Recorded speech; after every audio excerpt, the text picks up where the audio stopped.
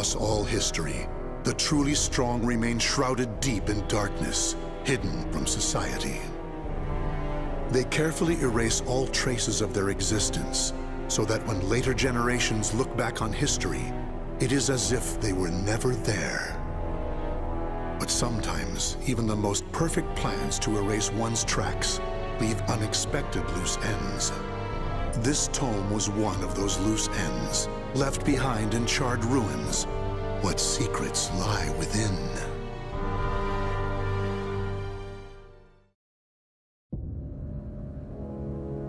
Zasalamel created me. A banal way to begin a tome, but writing down one's own history in a book is strange enough to begin with. I began writing this as an indulgent pastime, so I may as well enjoy myself. Now, about the cursed sword known as Soul Edge. I intend to record its secrets in this very tome.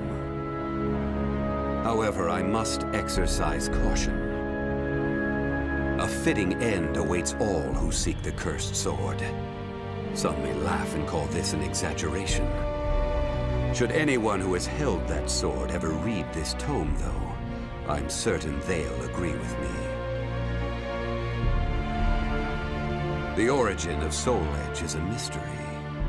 Legend says it was once an ordinary sword, void of any power. But after fighting on countless battlefields, it gathered a great deal of negative power, until a curse fell upon it. That much is true. All who took Soul Edge in their hands became slaves to the blade, murdering until they bled their last drop of blood. That is why so few know of it, despite its appearances time and time again throughout history. Until, that is, an age long past, when there appeared a man with a mind powerful enough to resist the sword's control. He was known as the Hero King.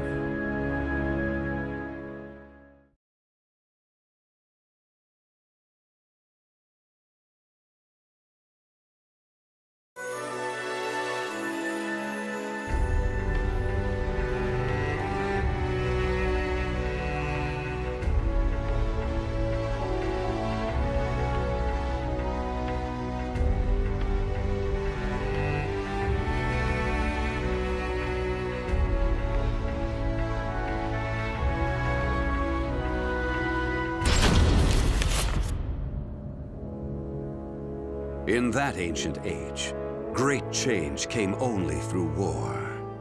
Thus, controlling Soul Edge meant ruling the world. The Hero King, being the man he was, one could say it was inevitable that he would bring peace to this warring world. I won't record the Hero King's name here. Someday I may decide the time is right to reveal it, but that time isn't now. It is said the Hero King lost Soul Edge due to his jealous son. After the Hero King killed his son, the spirit sword Soul Calibur was born from the remnants of the cursed sword. Indeed, the cursed sword and the spirit sword both come from the very same steel.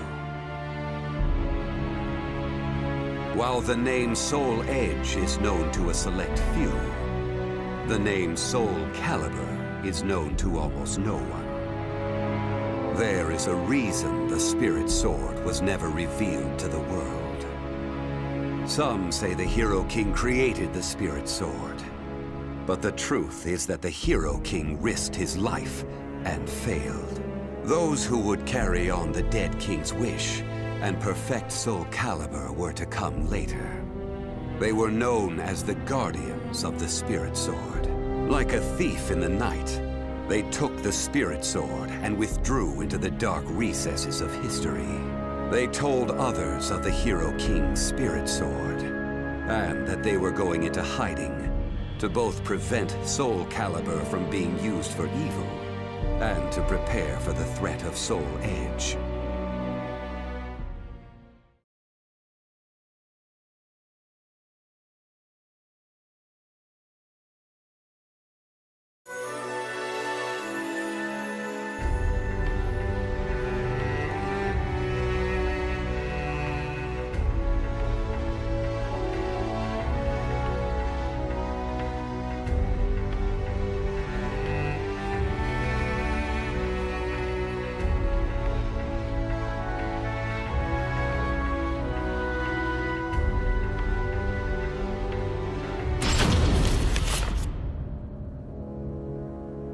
The Guardians of the Spirit Sword only entrust Soul Calibur to a select few. One recent example was a king from medieval Europe. Born in Britain, the king used the Spirit Sword to rule a large swath of Europe. I'm skeptical as to whether the king ever truly existed. But assuming the tales are true, he was somehow connected with the Guardians of the Spirit Sword, from whom he received the blade. Also, it would be reasonable to assume the king fought with the one who possessed the cursed sword and won. After the king's death, though, no one knows what happened to the Spirit Sword. Perhaps we should assume it eventually found its way back to the Guardians of the Spirit Sword. But it should be noted that their power had dwindled greatly by that time. At the same time, there were those who awaited the second coming of the king. On the eve of the king's passing, a loyal knight set forth to find the Spirit Sword and restore the crown. That was the start of the secret society known as the Aval Organization. They hid themselves well for a considerably long period of time. Not even I learned of their inner workings until quite recently. Sworn to the late king, the Aval Organization sought the Spirit Sword and secretly assassinated all whom they deemed outsiders, those who were aligned with the cursed sword or did harm to humankind. A deeper look, however, reveals there was some unrest hidden below the organization's seemingly unshakable exterior.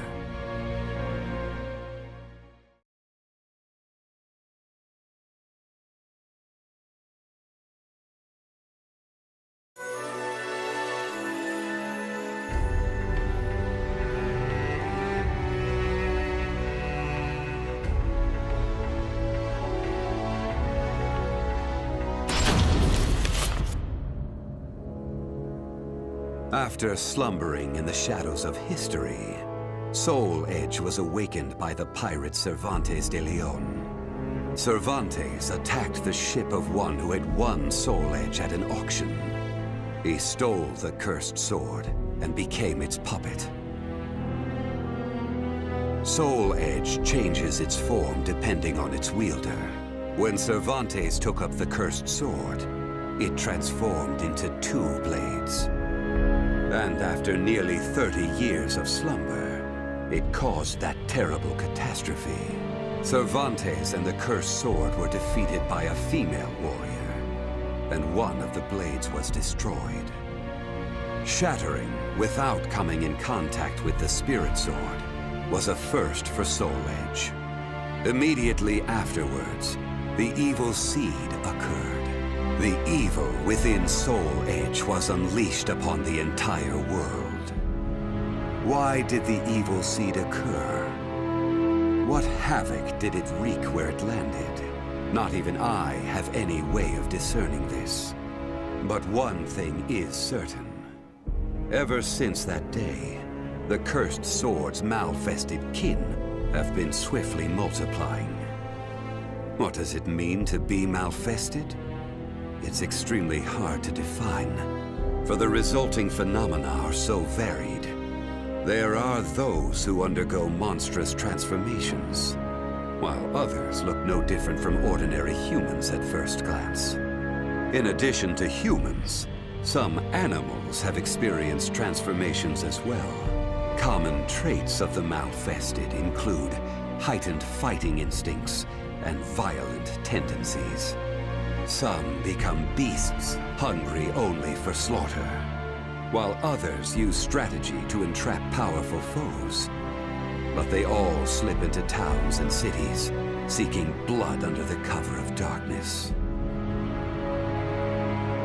Sometime after the evil seed, the Azure Knight Nightmare appeared.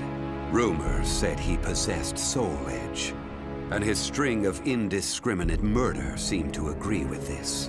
Personally, I was also interested in discovering this knight's true identity. I then received news that the Aval Organization had encountered him and were defeated. It intrigued me that there seemed to be someone in their organization deeply interested in the evil seed.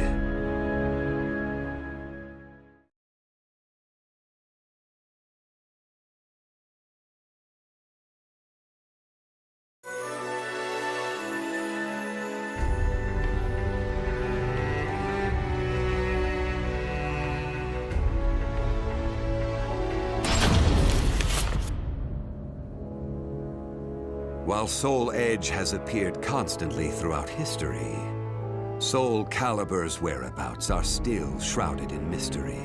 In time, I lost interest and gave up trying to search for any traces of it.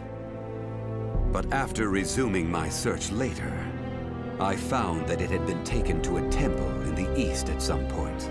With it were taken a staff able to absorb all manner of energy, and a mirror capable of purifying evil. These sacred treasures were used to create Soul Calibur and amplify its power. No one knows what had happened to the Guardians of the Spirit Sword, but they must have met with ruin, losing the Spirit Sword and their other treasures.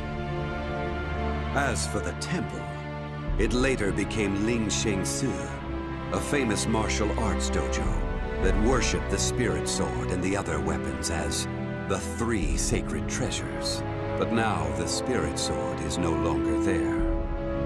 The evil seed deeply affected Ling Sheng Su, and most likely caused it to attract evil energy. Its martial arts students were soon overcome by madness and battle lust, and ended up killing each other. The temple fell in a single night.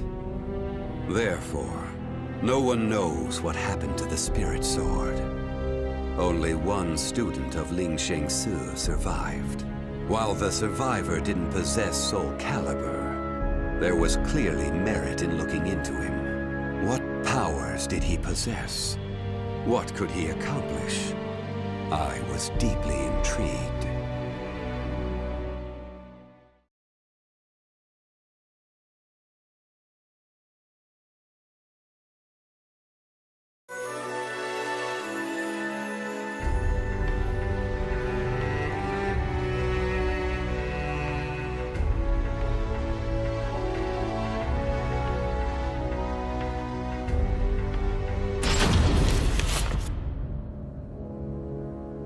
I only started writing this tome as a pastime. But in order to give it a clear perspective, I must reveal my identity. I was once one of the Guardians of the Spirit Sword. The precepts of the Guardians were very strict, one of which stated no Guardian may ever touch Soul Calibur. But in my younger days, I failed to properly suppress my urges. When the others discovered my designs, they broke my arms and banished me. Amid my despair, I searched for a way to survive. What I discovered was the art of reincarnation. After a long period of training, I mastered the secrets contained within this lost wisdom. I reincarnated myself over and over again, and became an entity that could transcend generations. At first, I didn't realize the price I would have to pay for eternal life. For every time I reincarnated, I experienced the pain of death. It felt like my soul was being crushed. It is hard to put such pain and suffering in words. Indeed, I hadn't managed to completely escape death. No matter what one may accomplish in life, death remains inescapable. My bodies have lain in countless graves, but my soul will never rest in peace. So it was that I came to yearn for the final eternal death I could never have. And such desire began to corrupt my everlasting life. Gradually, I began to seek out death itself.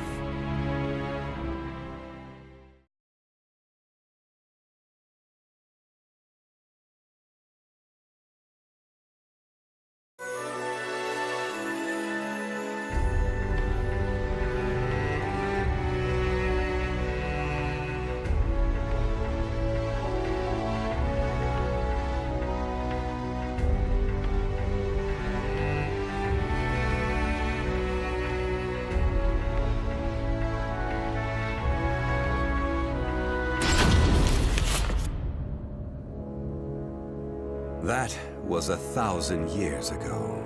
My desire for death was at its peak.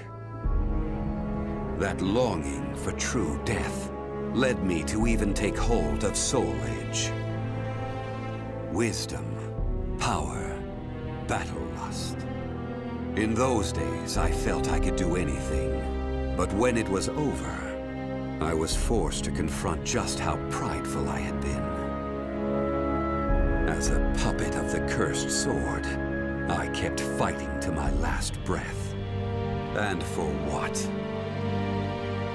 I fought in an age of endless war that spanned the world, all to establish a certain dynasty. That is all I'll say on the matter. I've lived as every type of person. Old, young, man, woman. But I've never felt as much joy as when I wielded that power.